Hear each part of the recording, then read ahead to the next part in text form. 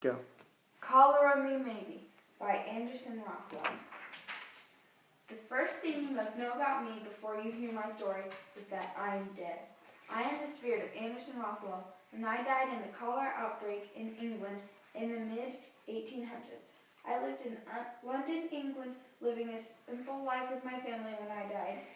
There are several important things about cholera that you must know before you hear my personal story. Cholera is caused by the bacterium Vibrio cholerae, but the disease you get from it is simply called cholera. It is transmitted when you consume any water or food that has come in contact with the water that is contaminated by this bacteria. It dehydrates your body, which can kill you in a few hours to a few days if not treated. The cholera outbreak came to the waters of England all the way from India. Here's how it happened. Wow, we have so much dirty water. I wonder what we should do to get rid of it. Well, I guess we could just dump it in the river. Meh, what's the worst that can happen?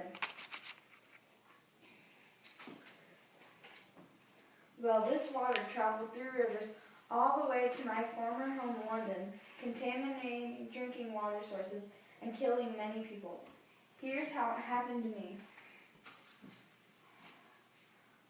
Wow, we're so thirsty after all that happened today. Look, there's the water pump. I want to get a drink or I'm going to die of thirst. Blech, that water is terrible. Don't drink any of it. Maybe it isn't clean. Oh well, we can just get water at home. I didn't know at the time, but that water had cholera in it. I didn't start to feel ill until I started to go to sleep. By the middle of the night, I was feeling terrible, so my mom called the doctor. Ugh, what's wrong with him, doctor? Well, he is dehydrated and so thirsty. He has vomited, and he has watery diarrhea. These are all side effects of cholera. I'm not surprised he has caught it because of the contaminated water. We've been seeing a lot of cases like these lately. Have you had any possibly contaminated water recently? The water pump. Oh. Let me go get a bedpan. Actually, you better just leave in case he's contagious. Well, all right. The nurse wanted my mother to leave in fear of the cholera being contagious. Now we know that cholera is slightly contagious, but you are very unlikely to get it from someone else. Meanwhile, my dehydration got worse. I kept getting diarrhea because of my digestive system losing water. The nurse continued to try to hydrate me, but it didn't do much. Now they have systems in hospitals to put larger amounts of fluids in your body, like IV drips. By the time the morning came, I was so sick I could barely move. The doctor said she had seen several cases like mine not end well, so I prepared for the worst. Midday that day, I died. Dun, dun, dun, dun, dun, dun, dun, dun, dun.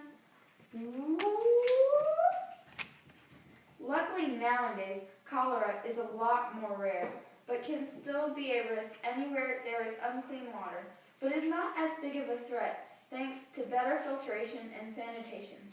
About 150,000 people get cholera each year, but only about 1% of those people actually are killed by it. They do make medicines and vaccines available for cholera, but the best way to get rid of cholera once you've caught it is to be rehydrated.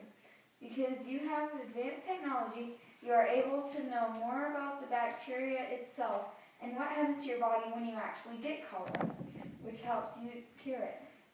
If I were still alive, I would need to take precautions and be more careful about where I get my water and to make sure it's clean. It is a good thing that cholera is no longer a threat and is easier to prevent and cure. I guess it doesn't really apply to me though. I'm already dead.